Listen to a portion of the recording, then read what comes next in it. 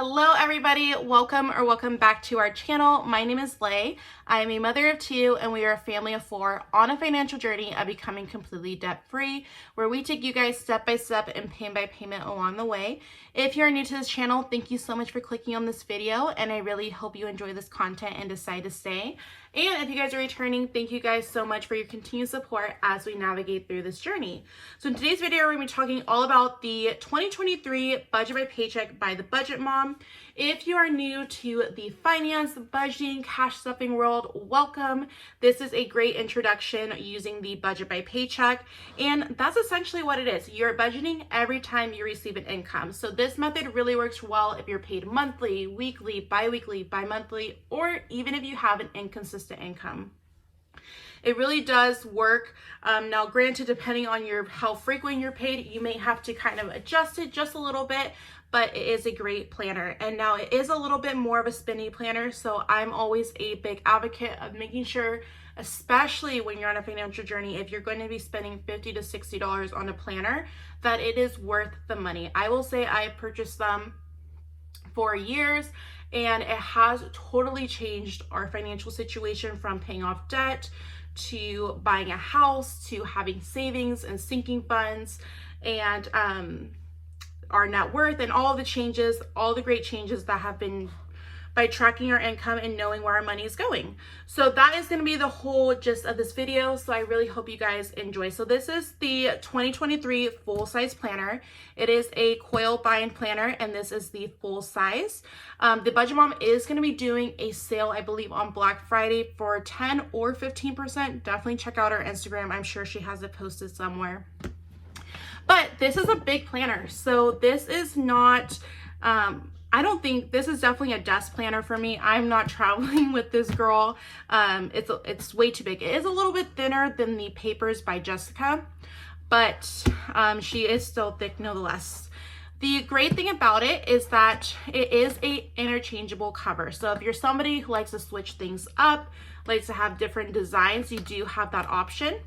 For me, when it comes to finances, I'm not really too big into decorating and decor. I just like it clean and neat. But if you're somebody that really does enjoy that, that is an option for you as well. So when you first open it up, you have your little welcome to the Budget by Paycheck.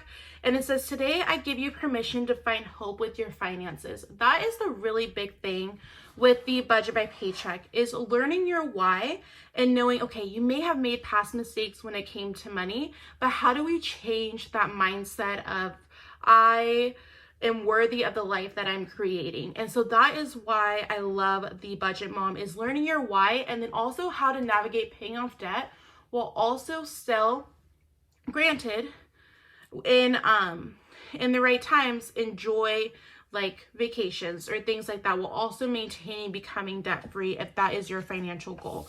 Or maybe your financial goal is just to simply be better with money, learning those bad habits, getting out of those bad habits, learning those spending triggers, why you're spending the way you're spending, and just having a deeper understanding of how you navigate the way that you do. So when you first open it up, it has a huge introduction to the Budget by Paycheck. It talks about the different worksheets that are going to be inside the book, the yearly ones, the monthly ones, and then how to use the Budget by Paycheck itself, the Where Did My Money Go worksheet, the debt payment plan, and the monthly net worth tracker. I really enjoy the net worth tracker. I like to see our finances at an bird's eye view of where we are, and if we were to sell everything today, what would our number be like? I feel like sometimes we can definitely get caught up in the day-to-day and we don't truly see the progress that we made. So when you're able to see anything at a yearly view or an annual view, it definitely does help. And then you have a little half page here if you want to make any notes or any thoughts for yourself. So the very first page that you have is the financial plan, which is the goal worksheet. This is going to be divided into 3 different sections. Your short-term goal, which is with anything that you can complete in 1 year, whether that be starting an emergency fund or cash flowing Christmas or Easter or birthdays or whatever your goal is. You're going to write your goal description, the estimated costs, and then the target date. I really like that it is included with the target date, because if you know Christmas is December 25th, it shouldn't be written December 25th unless you're planning on going shopping that day. Also, making sure that you're giving yourself that time to prep and prepare and find those deals is really great. Then you have your medium-term goals, so things that you want to complete in 5 years, and then your long-term goals within 10 to 15 years. You guys, let me tell you, I love the long-term goal section. It's really kind of where Lay's financial dreams live. And the reason I say that is because when you can view yourself in 10 to 15 years, that's a lot of time. It's a lot of time, but it's not. And so if I'm able to say, okay, in 10 years, I want to have a net worth of this, or I want to be this in my career, or make this amount. If I can envision it now and flip my planner open and think about it and see it, whether it's daily, weekly, or monthly, that's going to help me really, really embrace that goal and help make it a reality. The next page is the memberships and subscriptions page. This page, when I did it last year, took me so long, you guys. We had so many subscriptions. It was ridiculous. So you have your due date section, your description, the annual cost, and the monthly cost. I really like that they have both of those, because sometimes we can get so caught up in the monthly of saying, oh, I can afford this payment, rather than looking at the overall view, can I afford the cost? So I really like the breakdown of the two of those. And then you have your yearly savings goals and events. So she gives you 8 different goals to write a description of, the yearly goal amount that you'd like to save, the monthly amount to reach the goal, and then when do you want it due by. And then you have your tracker. So at the end of each month, you're able to say, okay, I started at 0, and this is how much I added or subtracted to and from that goal. Life happens, and sometimes you have to pull money from things to pay for life. So I really like that it has both of those to really see at a bird's eye view what are your financials, what your financial life and situation looks like. The Budget Mom is a really big person on visual trackers, to be able to visually see how far or close you are to your goals. And so because there are 8 goals on the last page, you have 8 savings boxes. And the way that it works is that you write your savings goal amount here, and then you divide it by the amount of boxes, and then that's how much each box is equivalent to.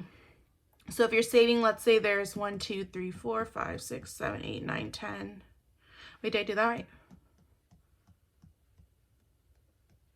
There's 12. So whatever your goal is, you'll divide that by 12. And then as you reach that goal, you'll color it in.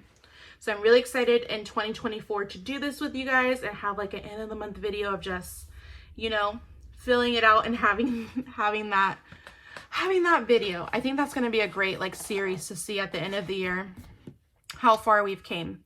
And then you have your yearly spending overview. This is where you're going to be able to see how much you spend on your categories, whether that be bills, groceries, subscriptions, household, gas. You're going to be able to write it down and then see month to month, how much do you normally spend? I'm a really big person into seeing the real numbers, because it's very easy to say, no way, you only spend $20 on coffee a month. The reality is, I know I spend more than that. So being able to see it on paper and then making an adjustment. Are there certain months where you tend to spend more? And why is that? Is that because there's birthdays, or maybe a loss that you're grieving, or anything along those lines, to be able to see, okay, I need to plan better and prepare for these months, because I can see in March, I'm going absolutely crazy with the budget, opposed to all the other months. Or in December, I'm definitely breaking the budget because of the holidays. So really being able to see your expenses as the months progress, and then being able to adjust it. And then it also has a section up here to earned income, and then other income if you're using, if you get another source of income, and then any savings used. So did you have to pull from your emergency fund? Because I'm going to use other income as sinking funds, and then savings as the emergency fund.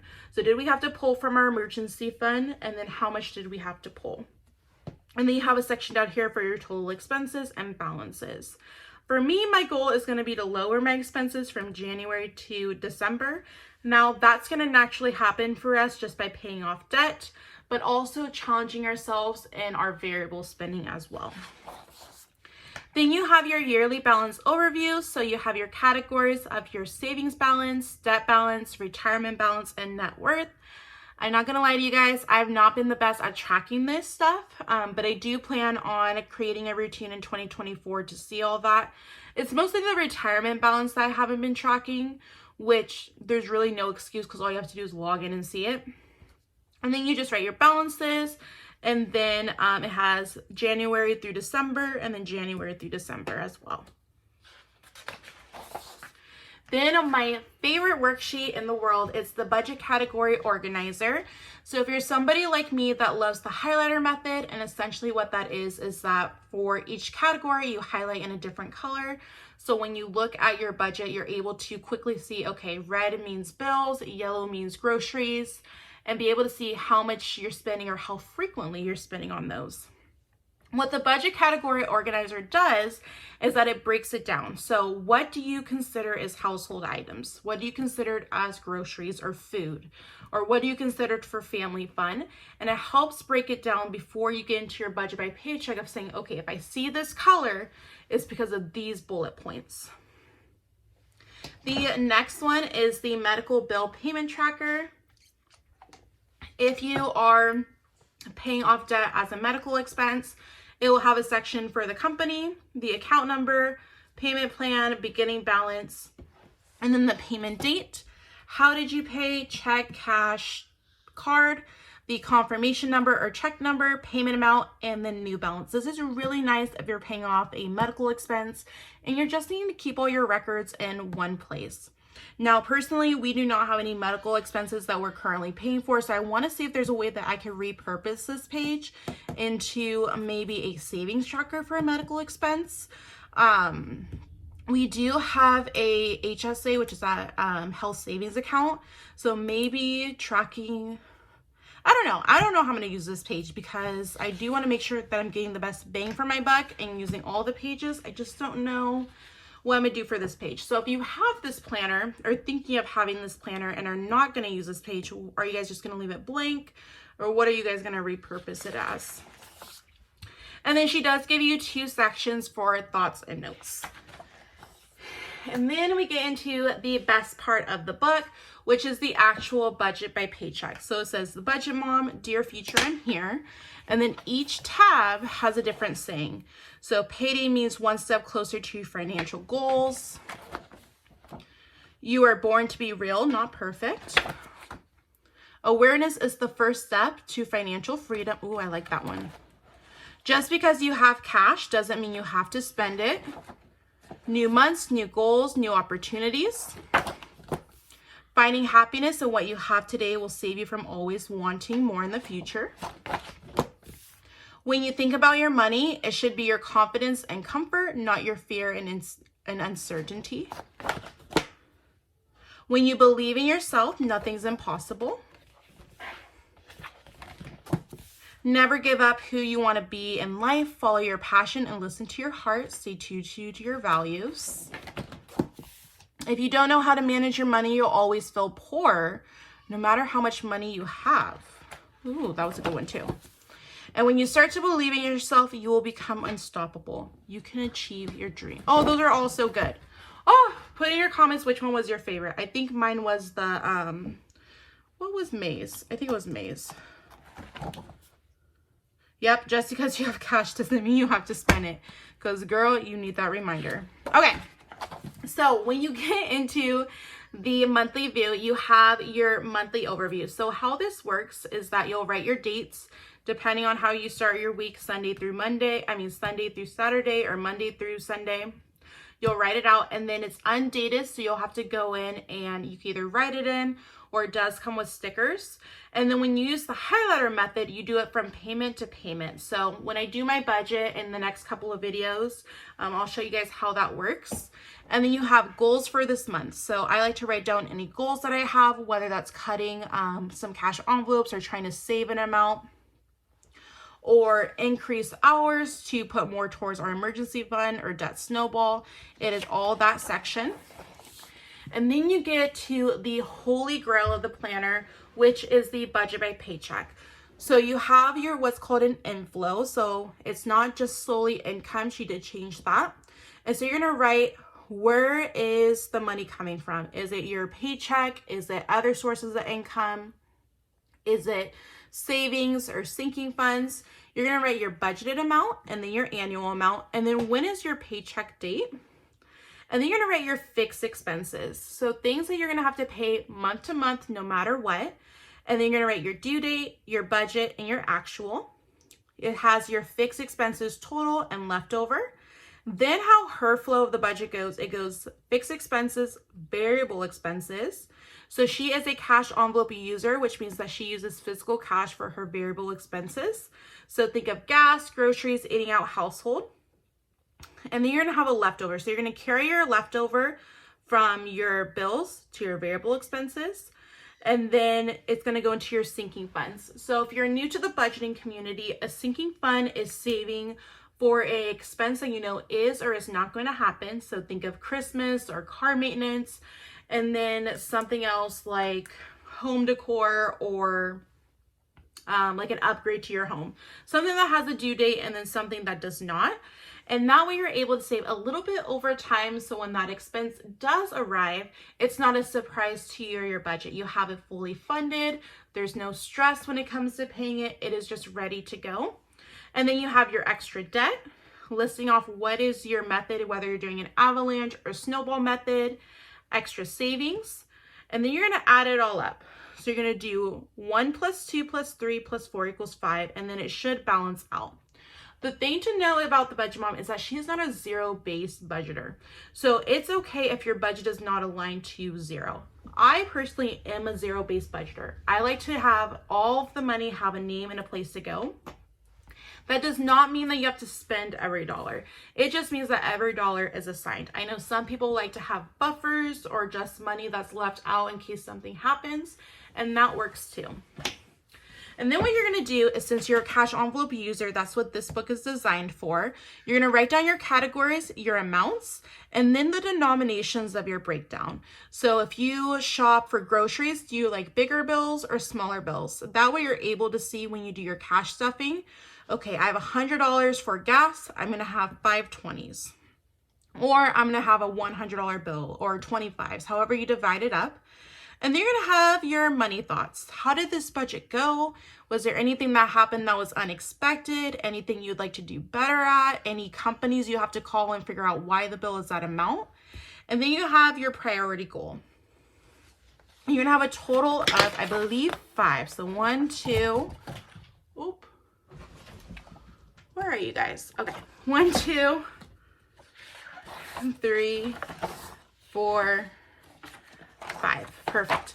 And then when you're done, you're going to have your expense trackers. So she likes to have all of her expense trackers in the back. You're at your date, what the transaction was, what category does it belong to, was it a withdrawal, a deposit, and then your ending balance. You're going to have the account, whether it's cash or account, and then your starting balance. And you have 1, 2, 3, 4, 5, 6 pages of those. And then you have your debt payment plan. So if you're on a debt-free journey like myself, you're going to write the companies that you owe your debt to, the balance, the interest rate, minimum payment, and the order you're going to pay it. What I like about this is that regardless if you're the avalanche method where you pay your highest interest first, or you're the debt snowball method, you pay your lowest debt first, you're able to use this no matter what method you're going to do. You're going to be able to see what your interest rate is and then your minimum payment. Also the balance. So you're able to kind of put in order, this month I want to work on debt number 1, but who knows, maybe in 2 months you want to work on debt number 4.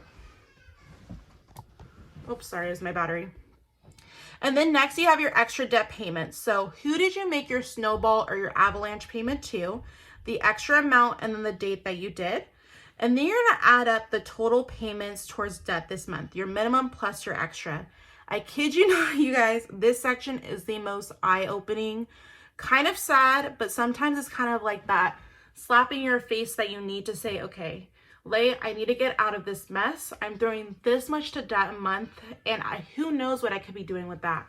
I could be investing it, saving it, giving it. And so it's very, very eye-opening, and I found really beneficial to kind of really help me realign and refocus and paying things off. You have your monthly debt progress. So your last month total debt balance, this month total debt balance, total debt monthly progress, and total debt monthly progress percentage.